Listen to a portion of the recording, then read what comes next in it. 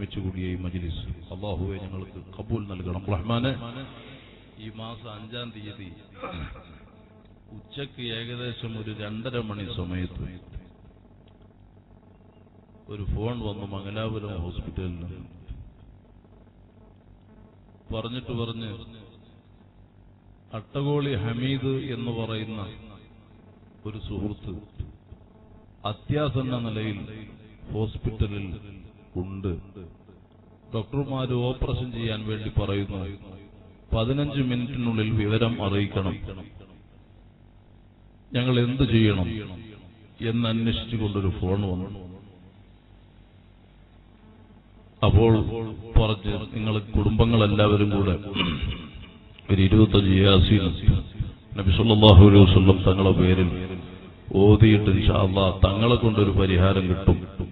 അപ്പൊ അതിനനുസരിച്ച് ഖൈറായ നിലക്ക് നീങ്ങാം എന്ന് പറയുകയും അവർ യാസീൻ ഓതുകയും കുറഞ്ഞ സമയത്തിന് ശേഷം വിദഗ്ധനായ ഡോക്ടർ വന്നിട്ട് പറഞ്ഞു, ഇത് ഓപ്പറേഷൻ ചെയ്തിട്ട് കാര്യമില്ല, നിങ്ങൾ പുരയിലേക്ക് കൊണ്ടുപോയിക്കോ.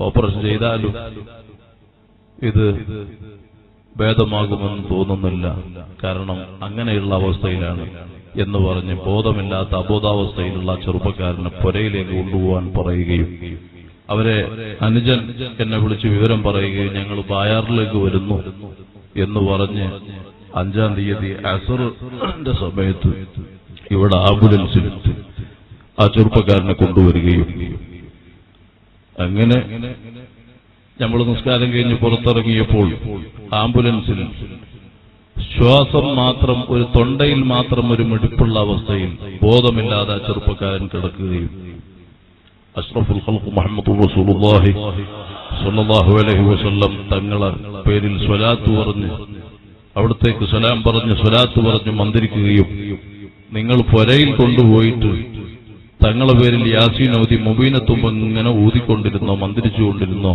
എന്ന് പറഞ്ഞ് ആ കുടുംബം ആംബുലൻസിൽ പുരയിലേക്ക് കൊണ്ടുപോവുകയും രാത്രി നമ്മൾ മംഗലാപുരത്ത് ഒരു പരിപാടി കഴിഞ്ഞ് വരുമ്പോൾ ഒരു 10-11:30 മണി സമയത്ത് അവരെ വീട്ടിൽ നിന്ന് അവിടെ കൂടിയ ആളുകളിൽ ഒരാൾ വിളിച്ചിട്ട് പറഞ്ഞു, തങ്ങളെ നേരത്തെ അസറിന് കൊണ്ടുവന്ന അബ്ദുൽ ഹമീദിന്റെ വിവരം പറയാൻ വേണ്ടി വിളിക്കുകയാണ്. ബോധമില്ലാതെ അബോധാവസ്ഥയിൽ ഡോക്ടർമാരെ റിജക്ട് ചെയ്ത് ആംബുലൻസിൽ കൊണ്ടുവന്ന ആ അബ്ദുൽ ഹമീദ് ഇപ്പോൾ ബോധം വന്ന് വെള്ളം ചോദിക്കുന്നുണ്ട്, അതുകൊണ്ട് തങ്ങൾക്കൊന്ന് വരാൻ പറ്റുമോ എന്ന് ചോദിച്ചു. അങ്ങനെ അവരുമായിട്ട് കാര്യങ്ങൾ സംസാരിച്ചു. പിറ്റേന്ന് രാവിലെ അവരുടെ അനുജൻ വന്ന് പറഞ്ഞു, ഇപ്പൊ രാവിലെ എഴുന്നേറ്റിരുന്നു, നല്ല സുഹത്തുണ്ട്, ആഫിയത്തുണ്ടെന്ന് അറിയിച്ചു. ഇന്ന് അൽഹംദുലില്ലാഹ് അന്ന് അവർ വന്ന സമയത്ത് പറഞ്ഞിരുന്നു, നിങ്ങൾ അടുത്ത സ്വലാത്തിന് കൂടാൻ നിയ്യത്ത് ചെയ്തോ. 20-ാം തീയതി സ്വലാത്താണ്. അല്ലാഹ് സുഖപ്പെടുത്തും.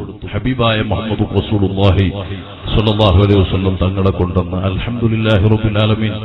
ഈ കഴിഞ്ഞ വ്യാഴാഴ്ച, ഇന്നലല്ല അതിന് തൊട്ടു മുമ്പുള്ള വ്യാഴാഴ്ച അസറിന്റെ സമയം നമ്മൾ റൂമിലിരിക്കുമ്പോൾ അബ്ദുൽ ഹമീദ് നടന്നുകൊണ്ട് നമ്മുടെ മുമ്പിലേക്ക് വരികയും നമ്മൾ പറഞ്ഞു, നബി സല്ലല്ലാഹു അലൈഹി വസല്ലം തങ്ങളെ ശറഫ് കൊണ്ട് ഹയാത്തായ ഒരാളാണല്ലോ നീ എന്ന് പറഞ്ഞപ്പോൾ അയാൾ ചിരിക്കുകയും ഇന്ന് സ്വലാത്തിൽ സംബന്ധിക്കാൻ ആ ചെറുപ്പക്കാരൻ ഇതാ നമ്മുടെ സ്റ്റേജിന്റെ മുമ്പിൽ അബ്ദുൽ ഹമീദ് എന്ന് പറയുന്ന ടവൽ കെട്ടിയിട്ടുള്ള ആ ചെറുപ്പക്കാരൻ അൽഹംദുലില്ലാഹ് അല്ലാഹുവേ നീ ആഫിയത്ത് നൽകണം റഹ്മാനെ, നീ ആഫിയത്ത് നൽകണം റഹ്മാനെ.